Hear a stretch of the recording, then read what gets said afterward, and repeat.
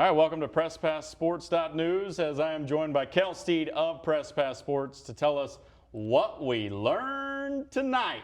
We had some great games on the docket this week. Sometimes you look at the schedule and you're like, I don't know. This week outdid expectations, I think.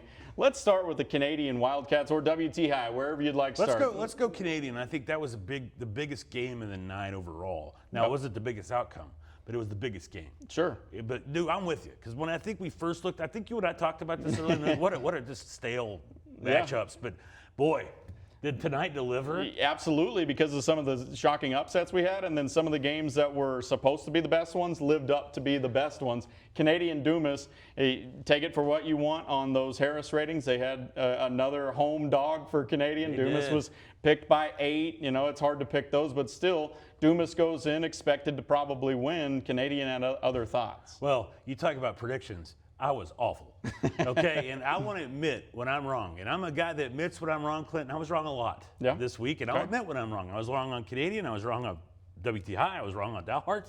And we'll get there. Yep. But let's go to Canadian tonight where your boy Rick was at the game, your fine photographer who got some great footage. I think he got 7 touchdowns. Yes, he did. And all of them look fantastic. You know who looked fantastic was Slayton Dickinson. Yeah, Slayton Dickinson is a man among boys. And this guy, dude, this is first half stats, Clint. 10 carries, 205 yards, and 4 touchdowns of 41, 41, 59, and 65.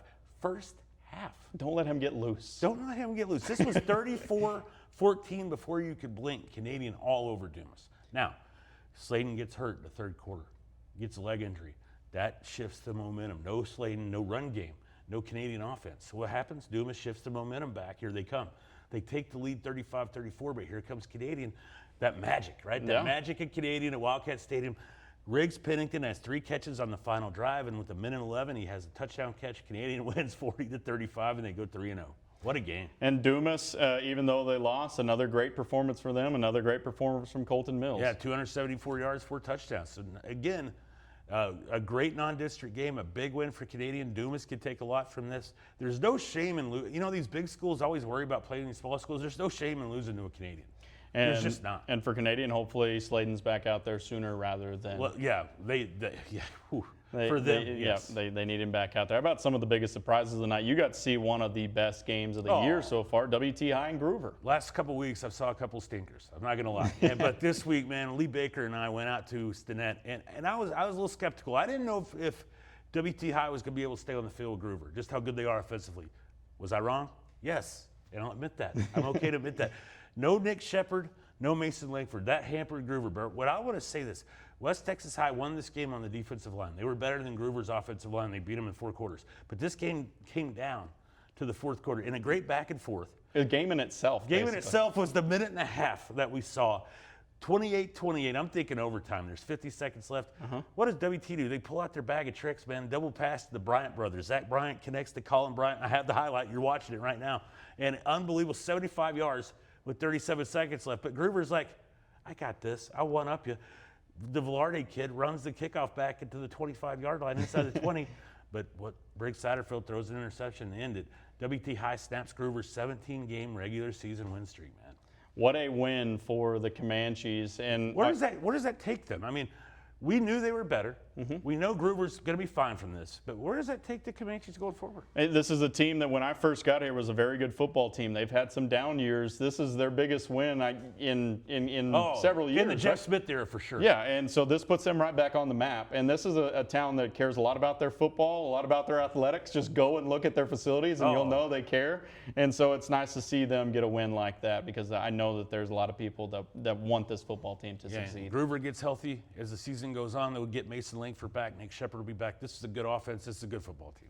Another surprising game. Panhandle's been playing so well. They go to Dalhart, I would assume, as pretty big favorites, and they walk out of there with a loss. Again, I was wrong on this one. And Dalhart jumped all over him. It's 21-7 in a hurry. Yeah. And all of a sudden, here comes Panhandle chipping away. It's 35-35, and Dalhart has to score late. You and I talked about this on the locker room. Hunter Trussler got a lot of reps last year because Kyler Reed got hurt. Yep. That really benefited him coming into this year, his senior year, being the quarterback. I think he's under control. He's playing a lot of great football. He's got Talon Garcia to complement him. What a win for the Golden Wolves, who gave up a game last week, the game they shouldn't have lost at Perryton, and bounced back, getting the biggest win of the year so far in Dalhart. Stunning. Who we all thought Panhandle was going to run the table. At 10-0. Agreed. And now it's you're moving up 2 divisions, so you have to factor that in a little bit with Panhandle, but still taking nothing away from Dalhart, because a lot of people had Panhandle picked to win. We saw what they did to Stratford last week. Right, and then Stratford turns around and wins 61-0. Yeah, played Sunrise. Yeah, exactly. How about some teams that got off the schneid, got their first wins of the season? Yeah, congratulations to Rowdy Freeman and the Caprock Longhorns beat Pampa 24-20. You know, Rowdy's probably been sitting up at night going, man, when are we going to get some points? When are we going to get a win? Xavier Vargas had 82 yards rushing tonight. They get a big win. Finally, congrats to Rowdy. Congrats to Highland Park and Ty Stout. Good dude. They get a win tonight. So finally, they get their first win against Clarendon. And then congrats to Spearman. Great win over Hooker. So awesome for Brandon Reagan. That's well deserved. Spearman's a lot better than they were last year, I think. And they got to prove that tonight. A homecoming win for Highland Park tonight as well. That's what we said. Yes. That's what we said. You already mentioned it. Caprock, Highland Park, and Spearman get their first wins. Where have I been? Kel's been here. We've been at PressPassSports.news. We had a fun night, and we're looking forward to next week, Kel.